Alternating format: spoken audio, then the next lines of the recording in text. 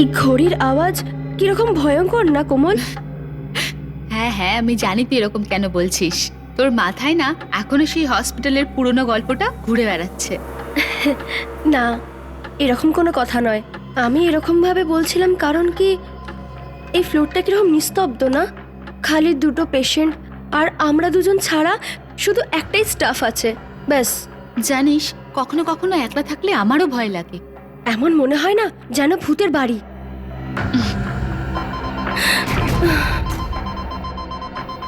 কমল, একটা এমার্জেন্সি আছে ফার্স্ট ফ্লোরে, আমি এক্ষুনি আসছি।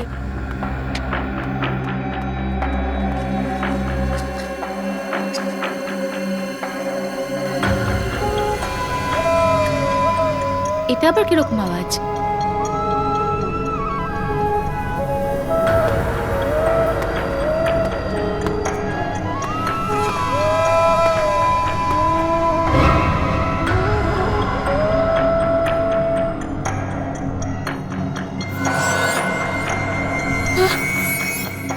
এই কে তুমি? দাঁড়াও।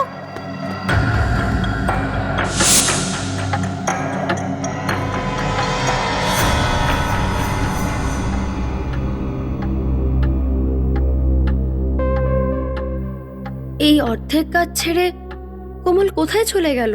আরে তুমি কে? আরে দাঁড়াও। আরে কোথায় যাচ্ছ? আরে কোনো উত্তর দিচ্ছ না কেন? ওখানেই দাঁড়াও। আরে আরে শোনো আমার কথাটা, শোনো। দাঁড়াও বলছি। আরে শোনো। হ্যাঁ ম্যাডাম। তুমি কোমলকে কোথাও দেখেছো? না ম্যাডাম, আমি এই ফ্লোরে নেই, আর এক্ষুনি এলাম এই জিনিসগুলো রেখে যেতে। আচ্ছা, এই আওয়াজটা কোথা থেকে আসছে? বুঝতে পারছি না ম্যাম।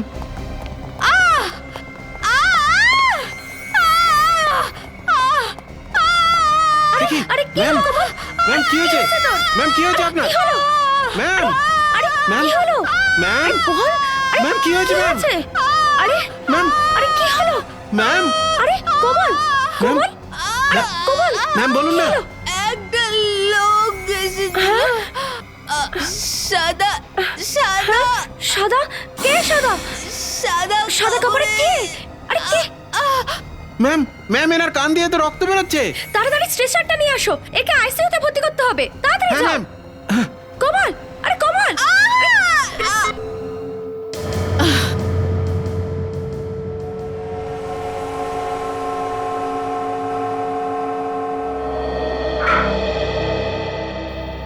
সমস্ত চেষ্টাই ব্যর্থ হলো। She is dead. বুঝতে পারছি না ও কি শুনেছিল যাতে ওর কানের পর্দাটা ফেটে গেল, সেই সঙ্গে ব্রেন হ্যামারেজও হয়েছে। ওর মাথায় যে এরকম কোনো অসুখ আছে ও তো কোনোদিনও বলেনি। স্যার, স্যার, ওই করিডোরে কিছু হয়েছিল, নয়তো ও ঠিকই ছিল। যখন তুমি ওকে এই অবস্থায় দেখলে ও তখন কিছু বলেছিল তোমায়? না স্যার, আমাকে তো কিছুই বলেনি, কিন্তু হ্যাঁ একটা একটা আত্মাকে দেখে ভয় পেয়েছিল, আর আর বলছিল যে একটা লোককে দেখেছিল যে সাদা কাপড়ে মোড়া ছিল। সাদা কাপড়ে কে থাকতে পারে করিডোরে? এই হাসপাতালে কিছু না কিছু গন্ডগোল রয়েছে। হসপিটালটা খুলেছে এই কদিন আগেই, তার মধ্যে এইসব নাটক শুরু হয়ে গেল। কি হচ্ছে এখানে? হ্যাঁ, নিজেদের মুখটা বন্ধ রাখো, আর তোমরা কেউ এরকম গুজব ছড়াবে না। স্যার, সবাই এটা জানে এখানে আগে পাগলের হাসপাতাল ছিল। এই সমস্ত ঘটনার জন্যই সেই হাসপাতাল বন্ধ হয়ে গিয়েছিল। সেই তো আমিও শুনেছিলাম, ওই সময়ও এরকম ধরনেরই মৃত্যু হতো। তোমাদের লজ্জা করে না এই ধরনের কথা বলতে? যেই থালায় খাও সেই থালাতেই ছিদ্র করছো। স্যার, আমাদের ডিনের সঙ্গে এসব ব্যাপারে কথা বলা উচিত। হ্যাঁ, কিন্তু এর ব্রেন হ্যামারেজটা হলো কি করে?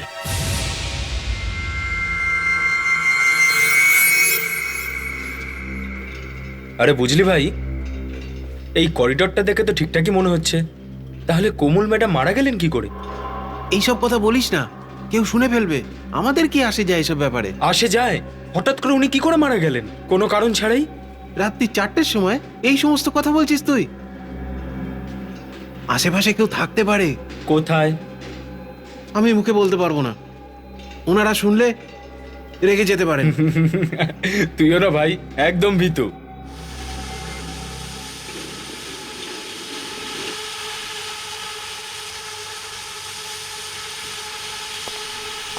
এই আওয়াজটা কিসের? আমি বললাম না কেউ আছে এখানে।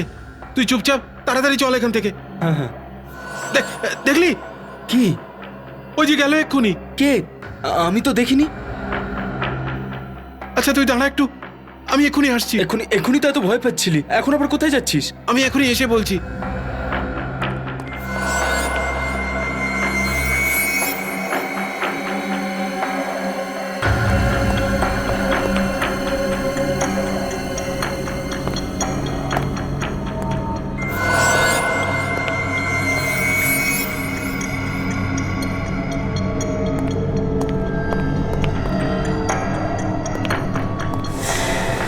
বন্ধ করো, বন্ধ করো এই আওয়াজটা, বন্ধ করো, বন্ধ করো এই আওয়াজটা, বন্ধ করো।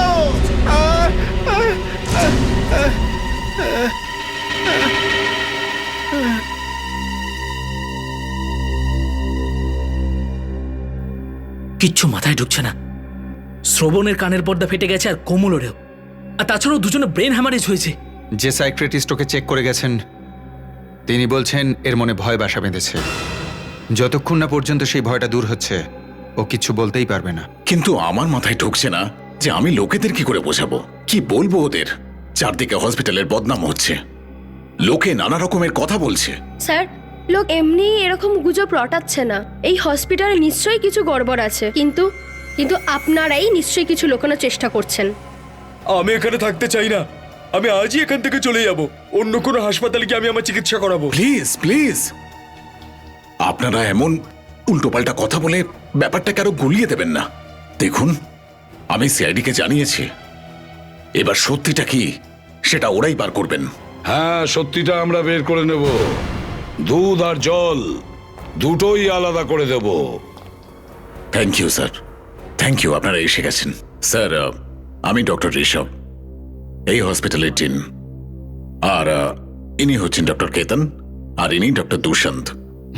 স্যার, এবার আপনারাই বাঁচাতে পারেন এই হসপিটালকে বন্ধ হবার হাত থেকে। বলুন কি হয়েছে? আমাদের হসপিটালের এক নার্স কোমল আর এক ওয়ার্ড বয় শ্রবণ, এরা দুজন মারা গেছে। আর এই আরেকজন ওয়ার্ড বয় চন্দন, এর কানের পর্দা ফেটে গেছে। শ্রাবণ আর কোমল, এদের মৃত্যু কিভাবে হয়েছে? কানের পর্দা ফেটে যাওয়ার কারণে আর ব্রেন হেমারেজ থেকে। স্যার, আমাদের নার্স সারিকা, ও বলছে যে কোমল করিডোর থেকে দৌড়ে আসছিল আর পড়ে গেছিল। ওর দুটো কান থেকেই রক্ত বেরোচ্ছিল আর ও জোরে জোরে চেঁচাচ্ছিল। তোমার নাম সারিকা না? সারিকা, কোমল মারা যাওয়ার সময় তোমাকে কিছু বলেছিল? স্যার, কোমল একটা সাদা কাপড়ে মোড়া মানুষের কথা বলছিল। কি কি বলেছে ও? স্যার, পুরো কথাটা বলার আগেই ও অজ্ঞান হয়ে গেছিল।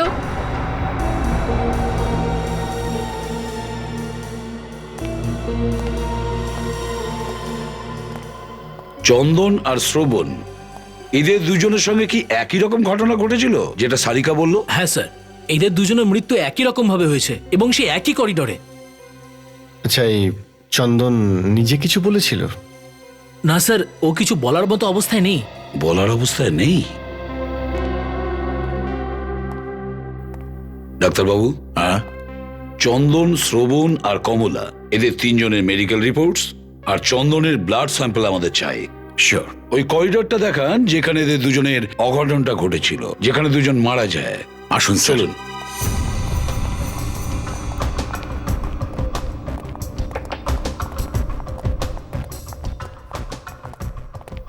স্যার, এই হচ্ছে ওই করিডোর যেখানে এই দুটো ঘটনাই ঘটেছে।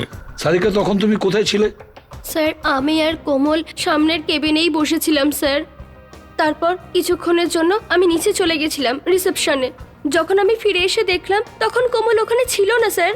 তখনই আমি দেখলাম যে ও দৌড়ে ওখান থেকে আসছিল আর আর ওর কান থেকে রক্ত বেরোচ্ছিল। স্যার, চন্দন আর শ্রবণ দুজনে এখানেই অজ্ঞান হয়ে পড়েছিল। এইখানে, এই করিডোরে? হ্যাঁ স্যার। ডক্টর ঋষভ, এখানে কটা ওয়ার্ড আছে এই করিডোরে? স্যার, দুটো পেশেন্ট ওয়ার্ড, একটা সাপ্লায়ার রুম আর একটা এক্সামিনেশন রুম। চারটে রুম। বিবেক, কাজল, এই চারটে রুম খুব ভালো করে চেক করো আর যতগুলো ফিঙ্গারপ্রিন্ট পাবে সব তুলে নাও।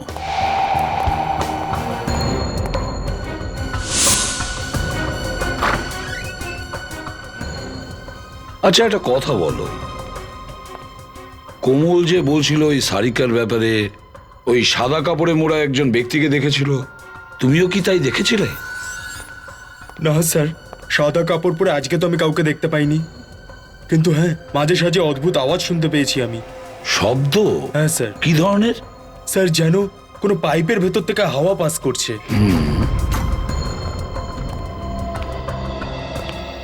Doctor Rishabh, yes sir. আপনাকে আমাদের সঙ্গে যেতে হবে, আপনার সঙ্গে কিছু জরুরি আলোচনা আছে।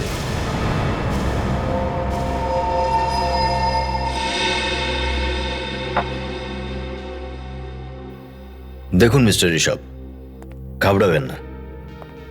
নিউজ পেপারে ছাপানোর জন্য আপনার হসপিটাল বন্ধ হবে না। বন্ধ হয়তো হবে না স্যার, বদনাম তো হবে। হ্যাঁ, বদনাম তো অবশ্যই হবে, কারণ ওখানে কাজও তেমনই হয়েছে। সবার আগে কথা আপনি আপনার স্টাফদের বোঝান। সবাই সমস্বরে বলছে যে ওই জায়গাটা ভুতুড়ে।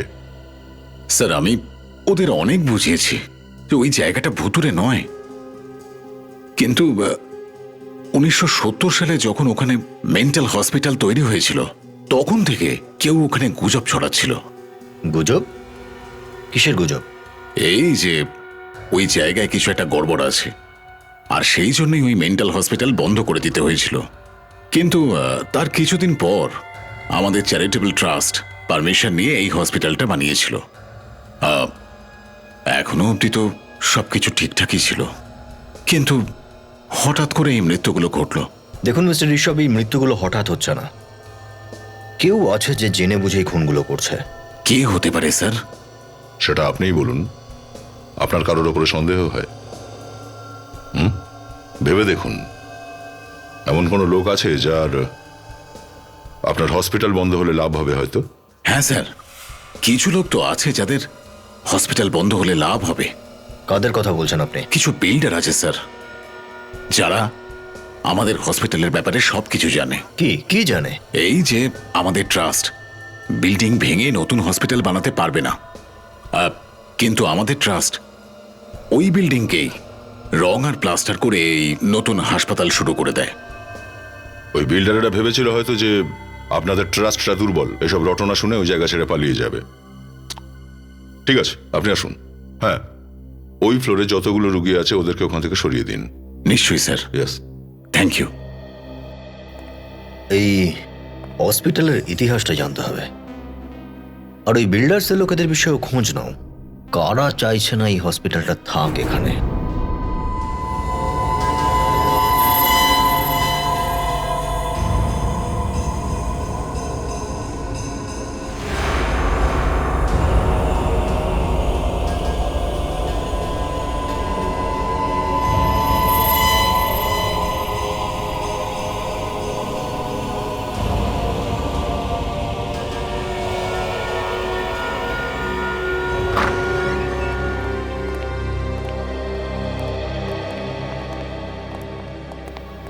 এসো ভাই, কেমন আছো?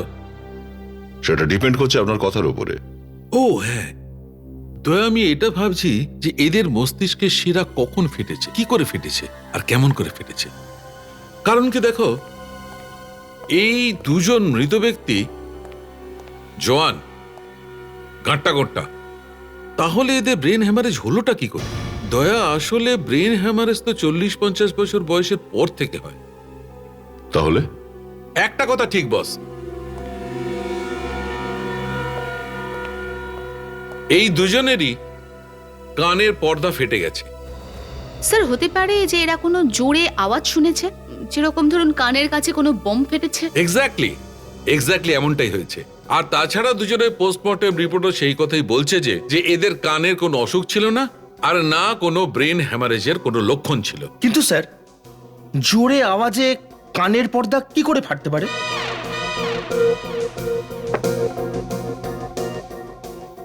তোমার কানটা কাছে আনো, তোমার কানটা আমার মুখের সামনে আনো। জবাব পেয়ে গেছো? কি বললেন? এর হয়ে গেল। জবাবটাকে পেয়ে গেছো? আমি যে কথাটা তোমায় বললাম। আরে আপনি কি বলছেন? আমার তো কানেই কিছু আসছে না। দয়া, এইভাবে 4000 মেগাওয়াটের আওয়াজ যদি কানের সামনে করা যায় তাহলে কানের পর্দা ফেটে যেতে পারে। চাট বাজার, আরে চাট বাজার নয়, 4000। আবার সেই চাট বাজার। খাবার কথা এখানে কেন যে বলছেন স্যার, যেখানকার কথা সেখানে। আপনি মজা করছেন না? ডক্টর, আমি কতবার আপনাকে বলেছি যে ফ্রেডির সঙ্গে এ ধরনের মজা করবেন না। ঠিকই বলেছ, ভুলটা আমারই হয়ে গেছে বস। ডক্টর সালিমকে, যদি হসপিটালে এত জোরে কোনো শব্দ হয়ে থাকে তাহলে অন্য লোকেরাও সেটা শুনে থাকবে, কিন্তু ওখানে আর কেউ তো কিছু শোনেনি। দয়া, আমি তো এই কথাটা বলতে পারবো না যে কেউ কেন এই আওয়াজটা শোনেনি, কিন্তু একটা কথা ঠিক, কিন্তু এই দুজনের কানের পর্দা জোরে আওয়াজ হওয়ার কারণেই ফেটেছে। আর ব্রেন হ্যামারেজ, ব্রেন হ্যামারেজটা কিভাবে হলো স্যার? পুরবি, এই দুজনের ব্রেন হ্যামারেজও সেই হাই ফ্রিকোয়েন্সি সাউন্ডের কারণেই হয়েছে। আমি বলছি, এসো। এ দেখো দা, যে জোরে আওয়াজের কারণে এদের কানের পর্দা ফেটেছিল, সেই জোরে আওয়াজের কারণে এদের ব্রেনের মধ্যে এক ধরনের কেমিক্যাল রিয়াকশন ঘটেছে, যার কারণে এদের দুজনের ব্রেনের শিরা ফেটে গেছে আর এদের ব্রেন হ্যামারেজ হয়ে গেছে। কিন্তু ডক্টর, ওই দ্বিতীয় ওয়ার্ড বয়টা চন্দন, ওর ব্রেন হ্যামারেজ হলো না কেন? ওর তো শুধু ওই কানের পর্দাটাই ফেটেছে। এটাও জানা যাবে এবার, যখনই ওর ব্লাড রিপোর্ট পাওয়া যাবে তখনই জানা যাবে। আর ওই যে আঙুলের ছাপগুলো পাওয়া গেছিল ডক্টর সারিকা হসপিটালের ওয়ার্ডের দরজার উপর থেকে, ওতে কি কোমল বা শ্রবণের কোনো আঙুলের ছাপ পাওয়া গেছে?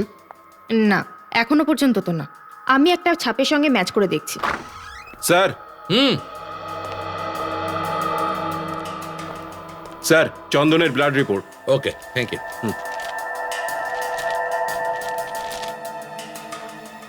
ও মাই গড! কি হলো ডক্টর? আরে ভাই, চন্দনের রক্তে এমন ড্রাগস পাওয়া গেছে যেটা ওকে ঠিক হতেই দেবে না। এই চন্দনকে তো ভুল ওষুধ দেওয়া হচ্ছে বস। এই ওষুধগুলো এই হসপিটালে দিচ্ছে কেউ। এই ওষুধগুলো বন্ধ করতে হবে, না হলে ও কোনোদিনই আসল সত্যিটা বলে উঠতে পারবে না। ছেড়ে দাও আমাকে, যেতে দাও, ছেড়ে দাও আমাকে, ছেড়ে দাও, ছেড়ে দাও, যেতে দাও আমাকে, ছেড়ে দাও। ইনজেকশন তাড়াতাড়ি, ছেড়ে দাও, ছেড়ে দাও, ছেড়ে দাও, ছেড়ে দাও, ছেড়ে দাও, আমি যাবো। আমার যেতে দাও, আমার যেতে দাও, আমার যেতে দাও, আমার যেতে।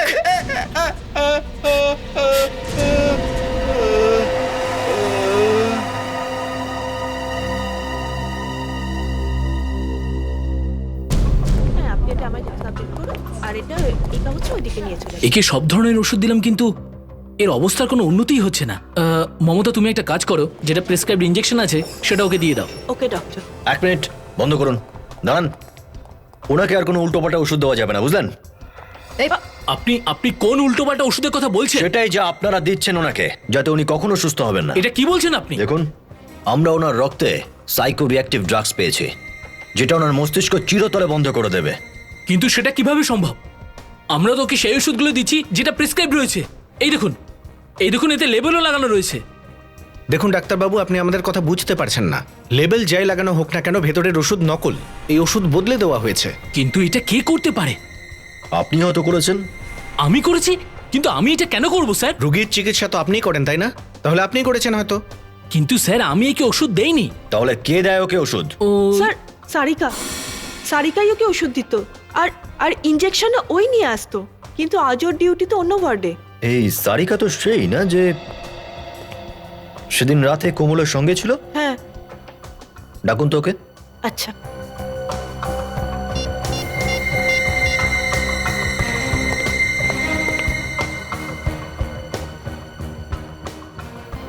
স্যার, ও তো ফোন ধরছে না। স্যার আবার পালিয়ে গেল না তো?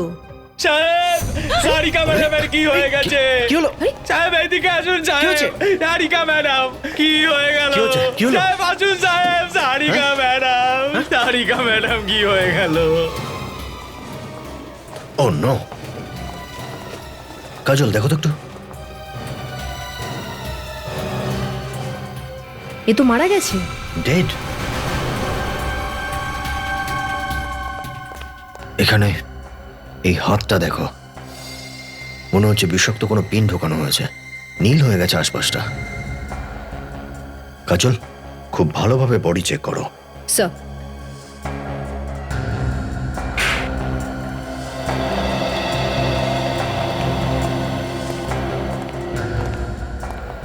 কি করে হলো এসব, হ্যাঁ? সাহেব, আমি স্যালাইনের বোতল আনতে গেছিলাম সাহেব, তা তখনই দেখতে পেলাম যে সারিকা ম্যাডাম নিচে পড়ে রয়েছে। তুমি এখানে আর কাউকে দেখেছিলে? না সাহেব। স্যার 15 মিনিট আগে আমি সারিকা ম্যাডামকে করিডোরে দেখেছিলাম, উনি তো ঠিকই ছিলেন, কিন্তু বুঝতে পারছি না ওনার কেন এমন হলো। আচ্ছা, তুমি যখন ওকে দেখেছিলে তখন ও একা ছিল নাকি সঙ্গে অন্য কেউ ছিল? না স্যার, উনি একাই ছিলেন। প্রথমে হাজিরা খাতায় সই করলেন, তারপর একজন পেশেন্টের ব্লাড টেস্ট করতে চলে গেলেন। আমি ওকে নতুন ওষুধের ব্যাপারে জিজ্ঞাসাবাদ করছিলাম, তখন তো ঠিকই ছিল। তারপর কে খুন করলো ওকে? স্যার, সারিকা তার মানে খুনিকে চিনতো? সেটাই মনে হচ্ছে।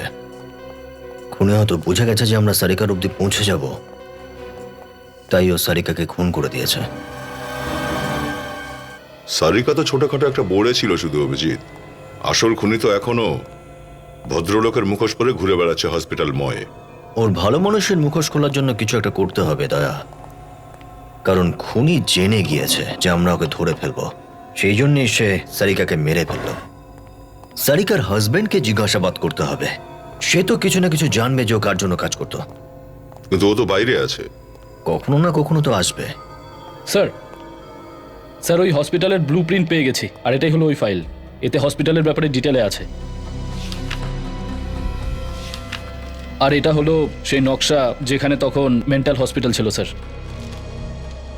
আর এটা এখন চ্যারিটেবল হসপিটালের এটা। এই মেন্টাল হসপিটালটা তৈরি হয় 1970-এ আর বন্ধ হয় 1990-এ। অভিজিৎ, এই দুটো ম্যাপের মধ্যে খুব বেশি ফারাক কিন্তু নেই, প্রায় একই রকম দেখতে। এই যে বিল্ডিং প্ল্যান এখানে, আর এখানে কিছু ব্লক তৈরি করা আছে। ডিনও সেটাই বলছিল। এই ম্যাপটা দেখে তো মনে হচ্ছে না এখানে এমন কোন রুম আছে যার মধ্যে থেকে 4000 ওয়াটের শব্দ তৈরি হতে পারে। ঘর তো বানানো হয়েছে দয়া, আর সেটাও বেশ ভেবে চিন্তেই, কারণ ওরা খুব ভালোভাবে জানতো যে বিল্ডিংটা বানানোর সময় উল্টোপাল্টা করলে বিল্ডিংটা ভেঙে যাবে। কিন্তু স্যার ওই ঘরের ব্যাপারে জানবো কি করে আমরা? ওই আঙুলের ছাপ থেকে জানা যেতে পারে, যেটা আমরা দরজা থেকে উঠিয়ে নিয়ে এসেছি।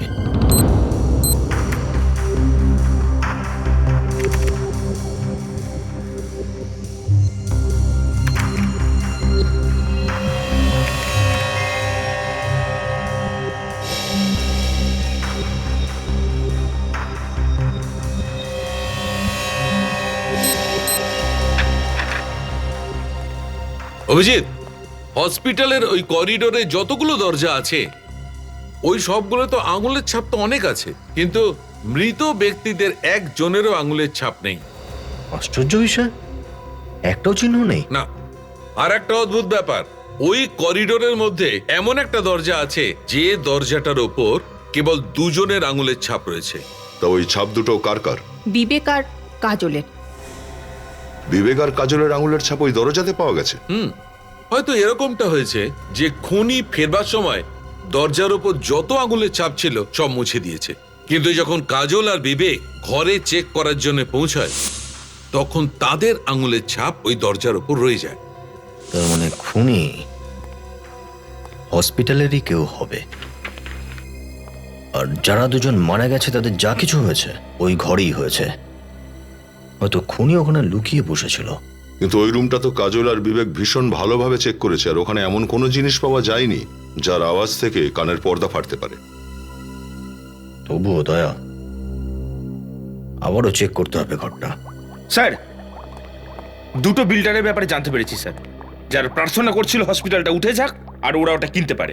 আচ্ছা, কারা তারা? একজন হলো জয়ন্ত আর দ্বিতীয়জন দামোদর। স্যার, এই জয়ন্ত ওখানে হাউজিং সোসাইটি বানাতে চাইছে, আর দামোদর ওখানে একটা মল বানাতে চায়। তার মানে এদের দুজনেরই কেউ হবে যে হসপিটালকে বদনাম করে সুবিধা নিতে চাইছে। একটা অদ্ভুত ঘটনা আরো আছে স্যার। আরে তো পেটে কেন লুকিয়ে রেখেছো, বলো না, কি আশ্চর্য বিষয়। এই দামোদর বিগত 1 মাস ধরে কর্ণাটকে আছে, কিন্তু জয়ন্ত এই হসপিটালেই ভর্তি আছে যেখানে এইসব কাণ্ড ঘটছে। আচ্ছা, জয়ন্ত ওই হসপিটালেই আছে?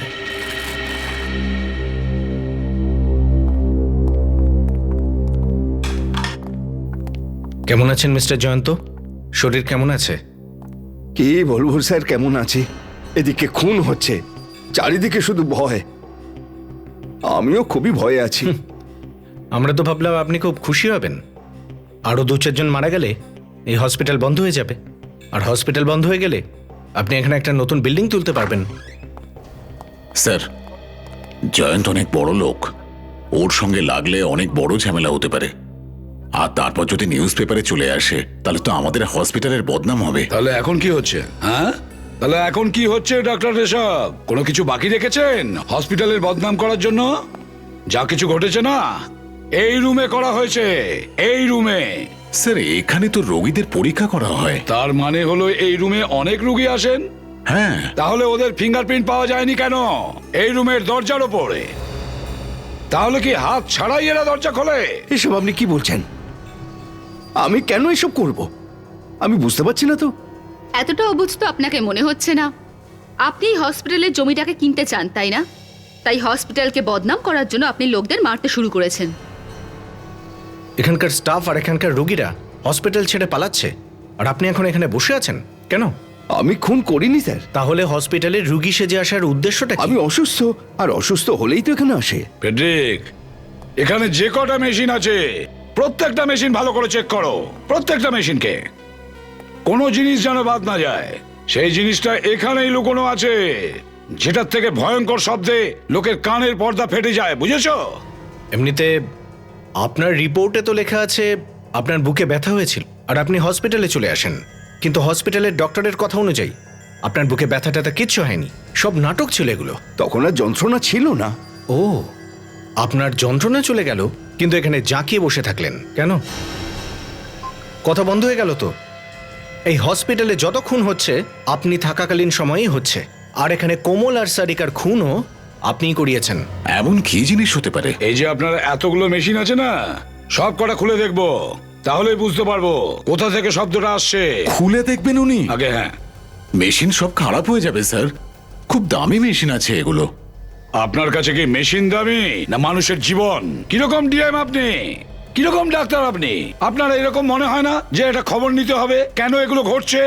ফেডরিক, এই সমস্ত মেশিনগুলো খোলার জন্য আমাদের যন্ত্রপাতি আছে না? আছে স্যার, গাড়িতে নিয়ে আসো, আর কয়েকজন লেবারও নিয়ে এসো। কিছু ভেঙে দেখতে হবে। ভেঙে ফেলবেন? আপনারা বিশ্বাস করুন আর নাই করুন, এই খুন আমি করিনি। তাহলে সারিকা মারা যাওয়ার আগে এই ওয়ার্ডে কেন এসেছিল? সেটা আমি জানি না। সবসময় তো অন্য নার্স এখানে আসতো, জানি না ওই দিন ও কেন এসেছিল। ওই দিন কোন নার্স ডিউটিতে ছিল? ডিউটি তো আমার ছিল, কিন্তু সারিকা এখানে কেন এসেছিল তা বলতে পারবো না। এটা তো আমরা খোঁজ নিয়েই নেব, কিন্তু যতদিন এই কেসটা সলভ না হয় আপনাকে এই হসপিটালে আরও কয়েকদিন আরাম করতে হবে। হ্যাঁ আগে হ্যাঁ বলুন, কি ব্যাপার? আমরা সিআইডি থেকে এসেছি। আপনি কি প্রতীক, সারিকার হাজব্যান্ড? হ্যাঁ। দেখুন, একটা অদ্ভুত জিনিস জানা গেছে। যে ব্যক্তি হসপিটালে মার্ডার করছে আপনার ওয়াইফ তার সঙ্গে জড়িত ছিল। সন্দেহ ছিল আমার, আমি আগেই এটা সন্দেহ করেছিলাম। নিশ্চয়ই ও কোনো খারাপ কাজ করছে। যদি আপনার সন্দেহ হয়ে থাকে তাহলে জিজ্ঞেস করেনি কখনো? জিজ্ঞেস করেছিলাম স্যার, কিন্তু কিন্তু ও কিচ্ছু বলেনি আমাকে, চুপ করে থাকতো, রোজ কারোর সাথে ফোনে কথা বলতো। দেখুন, বিষয়টা এত দূর গড়িয়ে গেছে যখন আপনি অনুমতি দিলে আপনার ঘরের তল্লাশি নিতে হবে, কারণ খুনি এখনো প্রকাশ্যে ঘুরে বেড়াচ্ছে, আর হতেই পারে সূত্র আপনার ঘরেই আছে। নিখিল, চেক করো। স্যার। আচ্ছা, কার সঙ্গে ফোনে কথা বলতো আপনার ওয়াইফ? কি কথা বলতো? কিচ্ছু জানতে পারিনি স্যার। আর একদিন হঠাৎ আমি দেখলাম যে ওর কাছে অনেক টাকা এসে গেছে, আর আমি তো এতগুলো টাকা দেখে ভয় পেয়ে গেছিলাম।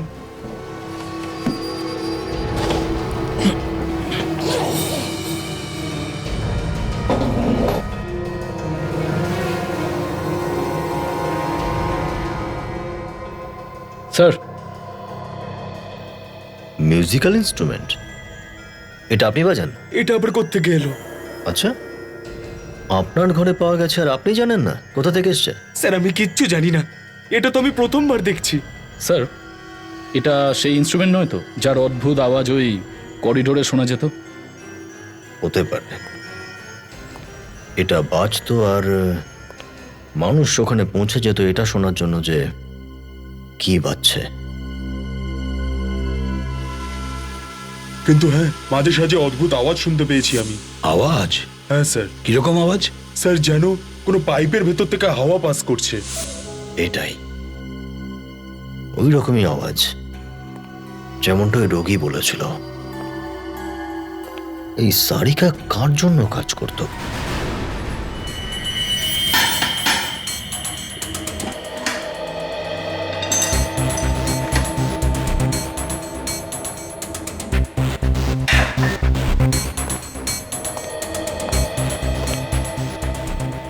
স্যার, এই লোকটা জানেও না যে কি করছে, অথচ সমস্ত মেশিন খুলে ফেললো।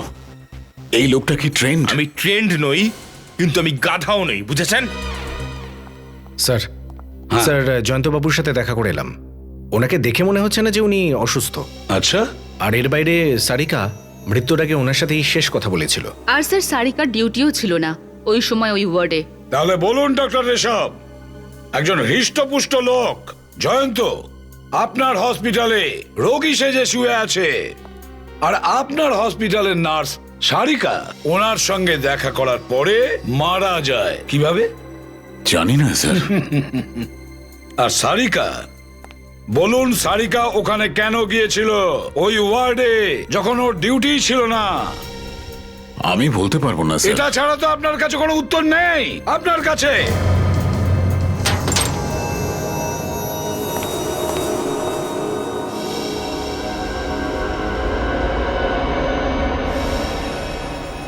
স্যার,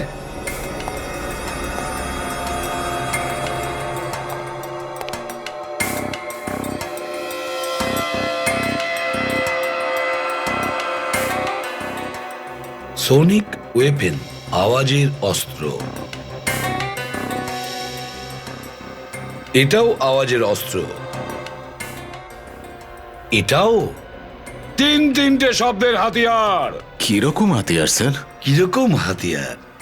এটা সেই হাতিয়ার যেখান থেকে ওই ভয়ঙ্কর আওয়াজ বেরোনোর কারণে চন্দন, কোমল আর শ্রাবণের কানের পর্দা ফেটে যায়। এই তিনটে ডিভাইস এই মেশিনের ভেতরে কি করে এলো? সেটা তো আমি প্রশ্ন করছি ডক্টর ঋষভ, যে এই তিনটে শব্দের হাতিয়ার এই মেশিনে এলো কি করে? বলুন কোথা থেকে এলো, বলুন। স্যার, হ্যাঁ, এই দেখুন স্যার, এই ওয়্যার এই রুম থেকে বেরিয়ে ওই রুমে যাচ্ছে। কিন্তু স্যার আওয়াজগুলো এত জোরে হয়েছিল যে ওই তিনজনের কানের পর্দা ফেটে গিয়েছিল। তো তাহলে আমি সেই আওয়াজটা শুনতে পাইনি কেন? আপনি কেন শুনতে পাননি? সচিন, বাইরে লেবাররা এসেছে, ডাক।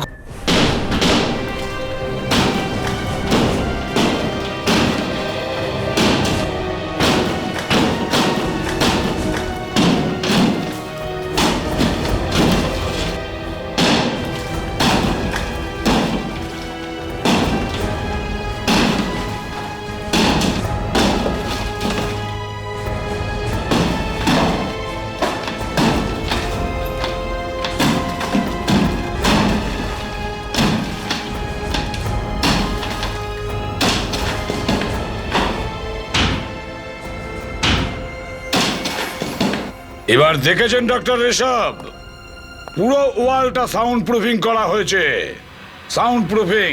আর এই জন্য এখানে যত আওয়াজ হয়েছে সেটা বাইরের কেউ শুনতে পায়নি। সচিন স্যার, ভালো করে গিয়ে চেক করো, দেখো, খোঁজো খোঁজো এটার সুইচ কোন জায়গায় আছে। স্যার। হ্যাঁ প্যাট্রিক, এবার এটা বন্ধ করো।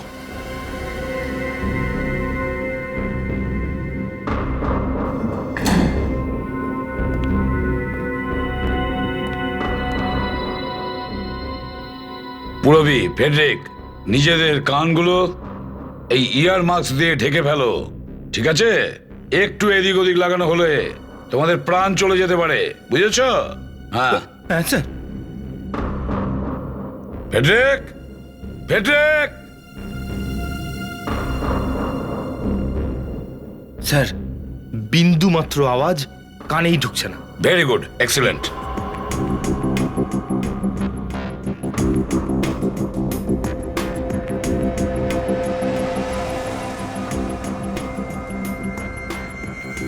আর যেই মুহূর্তে সচিন সুইচটা পাবে ওটা 5 সেকেন্ড কাউন্ট করে সুইচটা অন করবে, তারপর এখান থেকে ওই ভয়ানক শব্দটা আসতে শুরু হবে। এই হলো সেই সুইচ যেটা খুনি এখান থেকে অন করে আর ডিভাইসটা চালু হয়ে যায়। হ্যাঁ, স্যার সচিন স্যার সুইচ পেয়ে গেছেন। সুইচ পেয়ে গেছে, কান বন্ধ করো তাড়াতাড়ি। 1 2 3 4 5।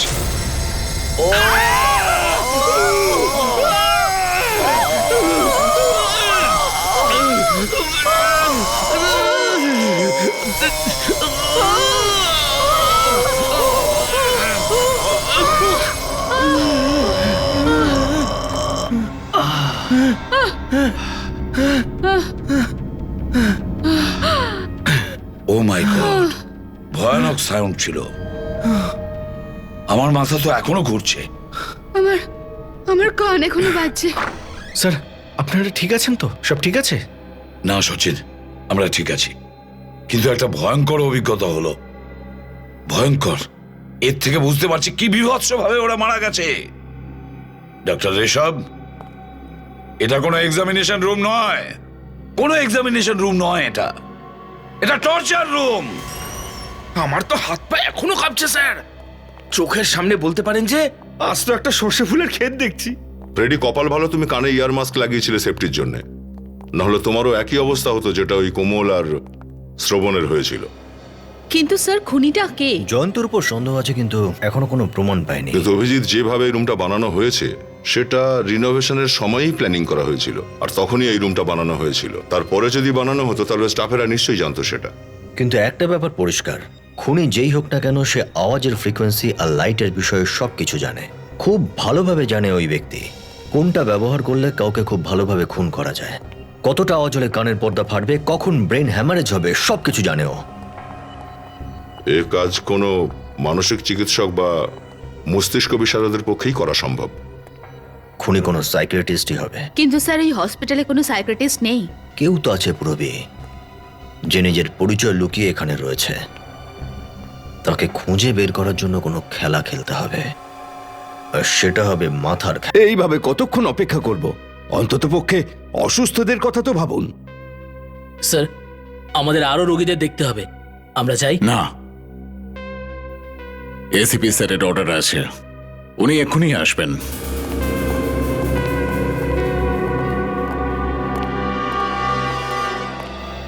স্যার, বোঝা গেল যে খুনিকে। হ্যাঁ, আমরা বুঝতে পেরেছি, ব্যাস একটু পরেই আমরা বলছি। আপাতত আমরা এই হসপিটালটাকে বাঁচানোর জন্য এসেছি।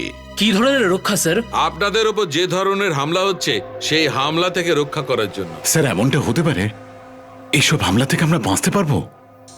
কেন নয়, কেন বাঁচতে পারবেন না? আপনাদের কানের পর্দা ফেটে যাওয়া, ব্রেন হ্যামারেজ হওয়া, এই সব কিছু থেকে আপনারা বাঁচতে পারেন, কারণ আমাদের ফরেন্সিক সার্জন ডক্টর সালুখে ইনি একটা স্পেশাল ইনজেকশন বানিয়েছেন। ওই কারণে আমরা তো আবার আরো বেশি অসুস্থ হয়ে পড়বো না তো ইনজেকশনের জন্য? না, আপনারা একদম ঘাবড়াবেন না। অনেক ধরনের টেস্ট করার পরই এই ইনজেকশন তৈরি করা হয়েছে। আমি নিজের উপরে ইনজেকশনটা টেস্ট করেছি, একদম চিন্তা করবেন না, এই নিয়ে কোনো প্রবলেম হবে না। ডক্টর সালুখে, প্লিজ বলবেন এই ইনজেকশনে কোন ওষুধ আছে? আই মিন, ফর্মুলাটা কি? আপনাদের মধ্যে কেউ যদি সাইকিয়াট্রিক থাকেন তাহলে তিনি বুঝতে পারবেন ফর্মুলাটা কি। তবুও স্যার আপনিই বলুন না। সোডিয়াম প্যান্থাথল সিরাম এটার নাম। দেখি, হাত দাও।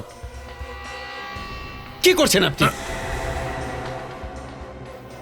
কি হলো ডাক্তারবাবু, আপনি আপনার হাতটা পেছনে লুকিয়ে নিলেন কেন? কিছু অসুবিধা হচ্ছে আপনার? না, কোনো অসুবিধা নেই, কিন্তু এটা আমি বুঝতে পেরেছি যে আপনারা কি করতে চাইছেন। দেখুন, বাহ, এ তো দারুণ কথা। আপনি বেশ বুদ্ধিমান, কি বলেন ডক্টর? হ্যাঁ, তাহলে বলুন বলুন, তাহলে কি করতে চলেছি আমরা? হ্যাঁ, আপনারা সবাই আমাদের বোকা বানাচ্ছেন, কেননা এই ওষুধটা মানসিক রোগ দূর করে না।